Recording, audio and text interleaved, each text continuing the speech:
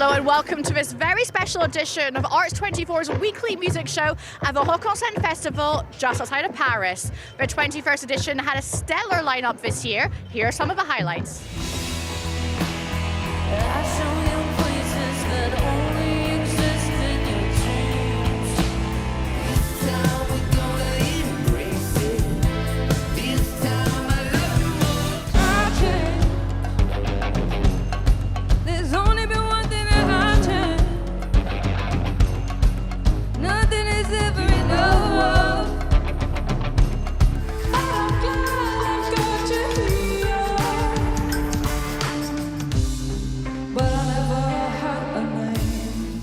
One of the most anticipated concerts this year was that of Chappell Roan. It was the Grammy winner's only performance right here in France this year, and fans travelled far and wide to see her. Take a listen.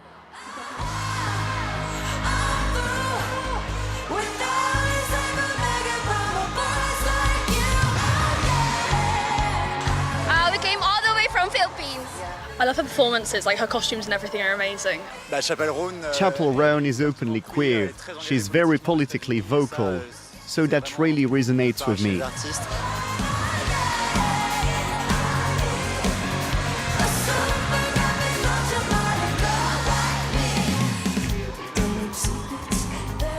Politics and the ongoing conflict in Gaza were centre stage at the festival this year. That's because of the inclusion of the Belfast rappers Kneecap. They've made controversial comments about Israel at their shows at Glastonbury and Coachella, and they also have an ongoing court case in London. So Lennon Claus tells us more.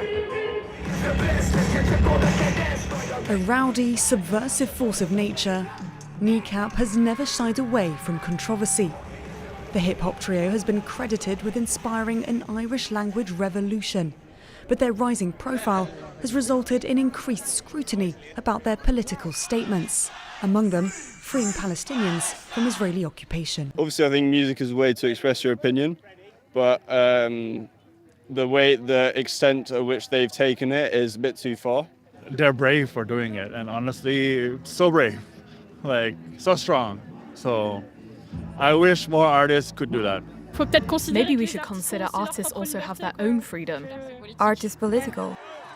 Kneecap performed at the Rock en Seine Festival outside of Paris just days after one of their members appeared at a London court on terror charges, after displaying a Hezbollah flag during a concert last November. The Iran-backed Lebanese group is classified as a terrorist organisation under British law. The inclusion of Kneecap on the Rock en Seine lineup led to regional authorities withdrawing funding to the festival, but organisers defended their choice to keep the band in the lineup. This is a decision we made after studying the situation. We've been assured that the group would perform under conditions that we felt were appropriate. For example, with a strong message, but nevertheless in accordance with our values and the law. Kneecap stuck to their promise, and despite minor disruptions from an anti-Semitism activist group at the start of the performance, it ended up playing out with no major incidents. A number of Kneecap's performances in Germany, Hungary and Austria were cancelled this summer, but the group continues their European tour with sold-out shows in Copenhagen and Amsterdam next month, and 4 more dates in Paris.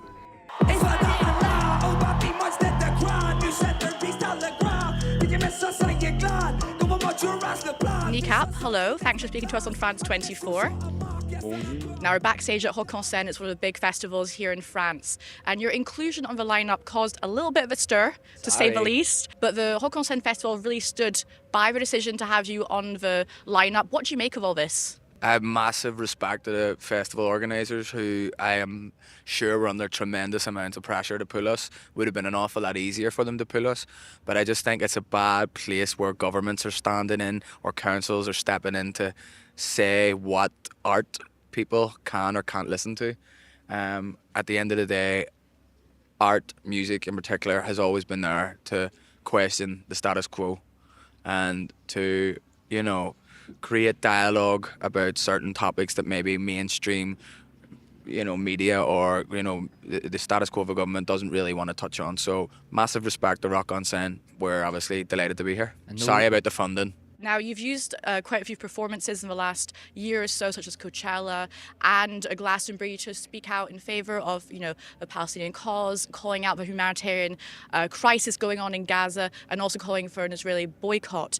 You've been met, of course, with lots of support, but also some criticism. Do you understand where the criticism is coming from? I think it's a bit just, I don't know what the word is, but the fact that there's people criticising a band. They're more likely to criticise a band and what they say on stage than the Israeli government for what they're doing in Palestine. I think that says a lot about the media in America and people's where their allegiance lies. And we're seeing this, as we said, live streamed on our phones. We're like the generation of people who are always on our phones, and that's why I think the young people know what's going on, can see what's going on in Palestine, and I think that's a big reason why they weren't happy with what we did at Coachella, because a lot of young people there agreed with what we were saying. There wasn't people leaving the tent. The tent was still full. When we finished the gig, there was nobody leaving in disgust, and I think that was something that's something that they fear, maybe, that the young people will wake up and see what's actually going on. And people need to start directing the pressure towards the politicians who they're electing to do the will of the people, Not us. And they're being ignored. So that's where the pressure needs to be applied. Every time I try grabbing on my knee, found a chapman that's heaven. Got a little peak one day, made me feel like I was 7. I know it exists, but I can't stop getting pissed. One more thing. Next, we meet one of the headliners at this year's Rock en Seine, nicknamed the Fairy of Pop. Norwegian singer Aurora is best known for mixing her ethereal voice with her powerful lyrics. Her 5th album, What Happened to the Heart, is a call to action against apathy. Bonjour, bonjour, bonjour. Hello, my name is Aurora and I'm here speaking to you from Rock en Seine and through France 24. He told me I could walk away, but I wouldn't get far. Tell me, how do people know what is hurt, what is love? Aurora, hello. Thank you for speaking to us on France 24. Hello, thank you for having me. Now we're backstage at Rock en Seine, and this is part of your world tour for your last album called What Happened to the Heart. I believe that you're very close to the end. How many left have you got? We only have 4 shows left of over 100 shows that we've done, and we've been around the world once, and it's been wonderful.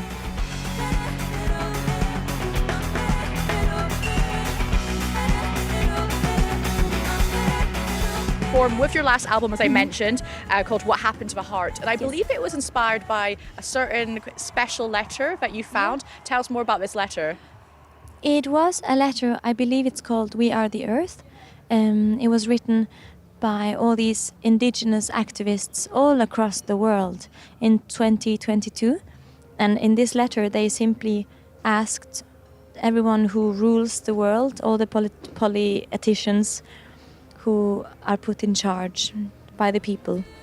They were asking them to think more about the world and about the people, about the oppressed, about nature.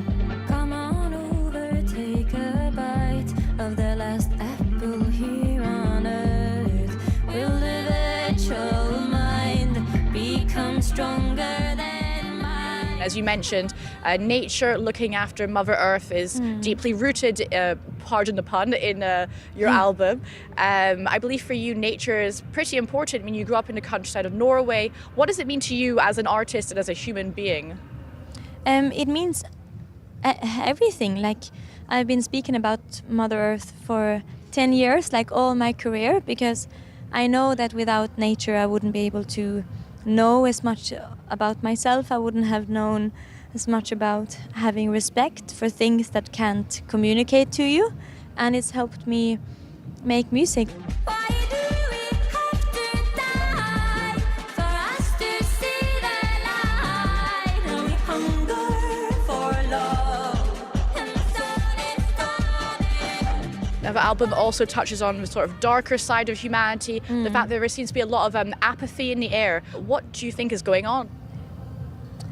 I think people aren't meant to see as much as we are seeing.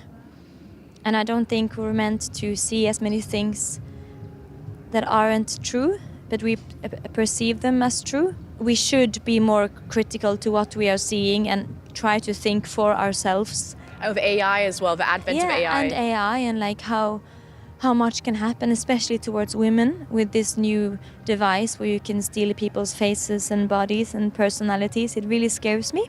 And I think this is making us very overwhelmed. And then we want to care, but we don't know how.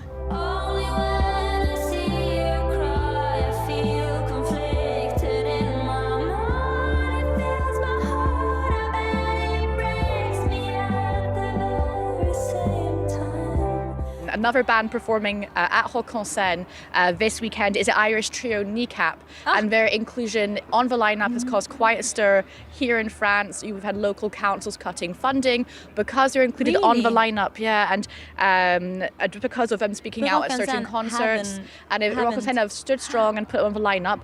What are your thoughts on this? I think it's really important that festivals and more companies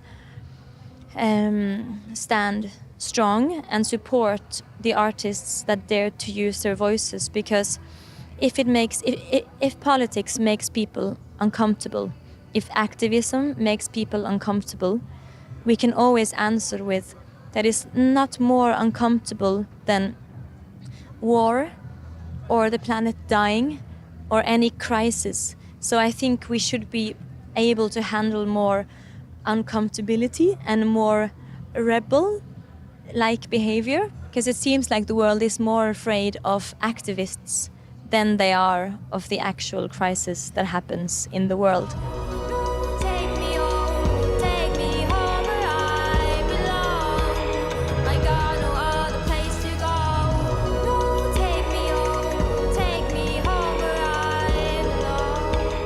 It's 10 years since your hit Runaway was released, and that song has really had a huge impact on many people. For example, it inspired Billie Eilish to want to start making music. Now, you actually wrote Runaway at just 11 years old, which is so impressive, and then 2 years later, you wrote the song Through the Eyes of a Child. I would rather see the world through the eyes of a child. Which is now seeing the sort of resurgence because it was put into the hit Netflix show Adolescence.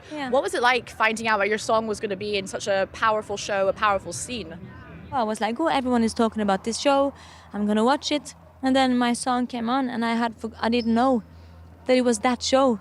So it was really wonderful because I didn't expect it.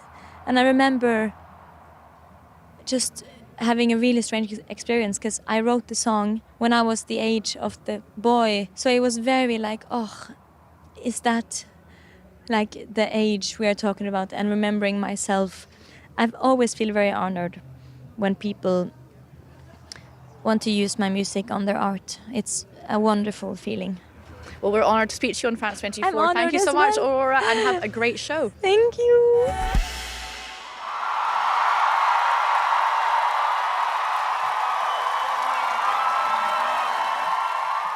Come to the end of this very special edition of Arts 24's weekly music show at the Rock en Seine Festival in Paris. Remember, for more arts and culture, you can head to our website. There's more news coming up on France 24 after this.